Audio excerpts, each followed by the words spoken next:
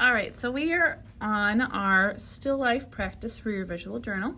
So today you are going to want to pick an object that you would like to study. This is just to help prepare us for when we do our still life project as well. Okay, so there's a variety of objects. You're going to pick one that you find interesting. You're going to set it on a white piece of paper so that you can view it. And when we look at these objects, I really want to quickly go over with you guys that one thing we want to think about is the 4 basic forms. Okay, I will give each one of you one of these to refer to. Okay, if you look at any of these forms, they are going to help guide you as far as how to create a more complex item like the still life object in front of you. All right, so here we have our sphere, we have the cylinder, cone, and then a cube. Notice that the values are going to be a little bit different based on the form of the object. If we have a sphere, they're going to wrap around. If we have a cylinder, they are going to be a little more vertical, but also wrap towards the sides. If we have a cone, notice how the form is going to be expanded at the base, so the values will expand at the base and then narrow at the top. And if we have a cube, or something boxy in shape, notice that we very clearly see edges of each plane. Okay, we're not going to have any gradual gradations because the fact that it is a square object means we are going to have flat planes catching the light in different ways. So, looking at this, I'm going to say the cylinder would be the form that is closest to what my still life object is. So I'm going to use this to help guide me as I put my values down on my paper. One of the first things you want to do is create a horizon. So from what I can see here, I'm going to work with sort of a triangular shape for the horizon here. And that's just because my paper is turned diagonally. So I'm just going to place a little ground. Depending on your perspective, you might simply make a horizontal line to define where the surface of your table is. Okay, so I have the little triangular edge of the paper there. Now I'm going to look at the spherical form, and I'm going to see that when we view a spherical item, okay, everything's going to be a circle. When we think of a cylindrical item, we are going to see, when we view it across, it becomes an ellipse or an oval-like shape, and that designates the top surface of the cylinder. So when I am painting something like this, I am going to think in the most basic form of what are my shapes and how can I create those, okay? So I'm going to start by getting that ellipse or oval shape. Notice I do have it sort of floating here like a little spaceship above my ground, because if I'm looking at the placement or the arrangement of the objects, okay, obviously the top is above the edge of my paper due to my perspective, all right? So now I'm going to create the sides of my cylinder object, okay? And when I'm working with this first basic outline, I am just going to think of just putting down some basic grays. I will look a little more into the specific values next time. Because it's a cylinder, I also have the repetition of that oval shape at the base, okay? So now what I'm going to do then is try and break this up into values. And one thing I like to do, if you can, is sort of measure with your brush. So you can sort of measure by holding your paintbrush up, and I can see that from about the tip of my brush to right about here is about how thick the rim of the cap is, okay? So I'm going to use that and place that here, and I can see that I need to make it about the same. So I'm using my brush to sort of measure what I see in front of me and how to put it on the paper.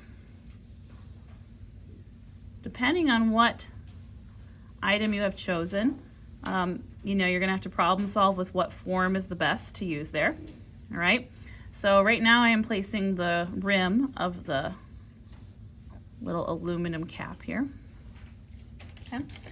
Because I'm dealing with glass, it can be a fun challenge, but I'm going to pay attention to where I see dark value shapes and then where I see light value shape. So if I look, this entire part of the bottom of my glass is simply white because it's reflecting the white paper that I have put down. So I'm going to treat my painting the same way by just whiting out that part. So what I'm doing here is placing value shapes, or the shape that I see each shadow. Okay.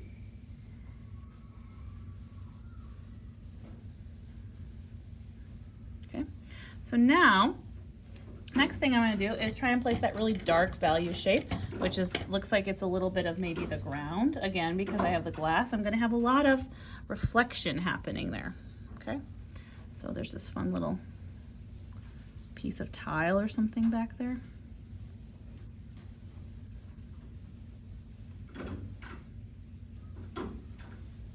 Okay. Now I'm going to find just a nice medium gray to kind of place that fills up the remaining cylinder. Okay.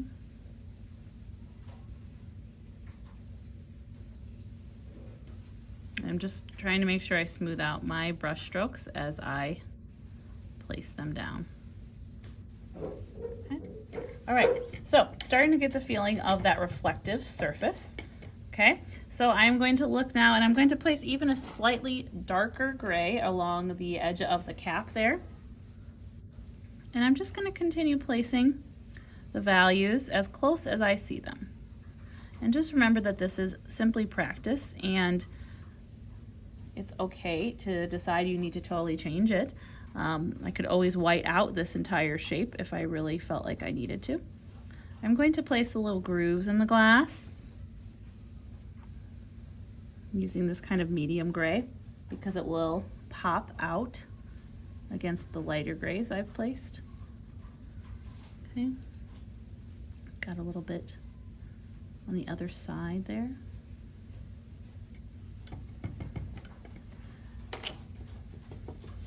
Okay, so now I'm going to go in and see if there's anything that needs to be any darker or anything that maybe I could adjust or change. Of course, this one does have script, which, if you really want to challenge yourself, that would be fun. You can definitely try to paint the script, or you could just say, I'm going to ignore that. That's fine too, depending on what you've chosen. So when you're working on a still life, don't think so much about, okay, this is glass. Think about, okay, this is a shape.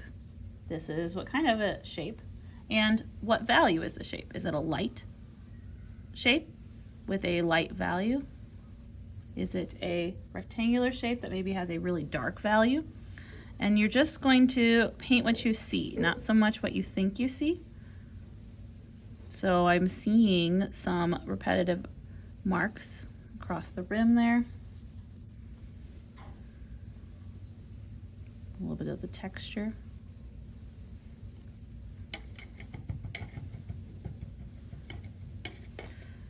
And I'm going to place a little bit more of the reflection of the bottom of the glass jar, which you guys can't see on the screen, but I can very clearly see it where I'm at, and it's just another oval.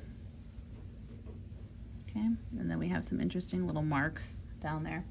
And that's going to also help create that glass see-through effect.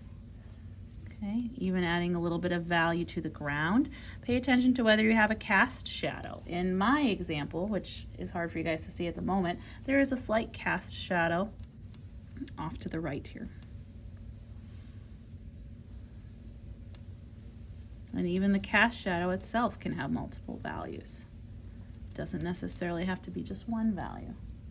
So if I'm looking at it, there's this interesting little reflection thing happening, again, because it's glass. So I have a little dark gradient in there.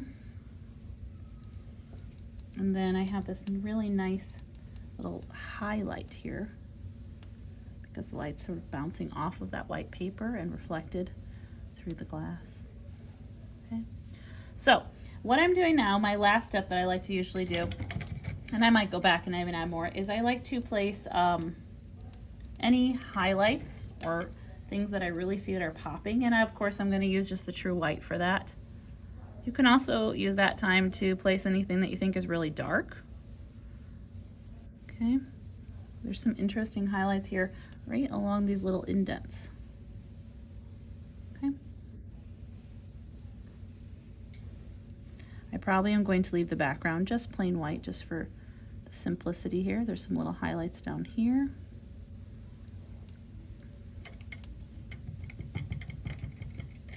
Okay. All right. Thank you guys for listening.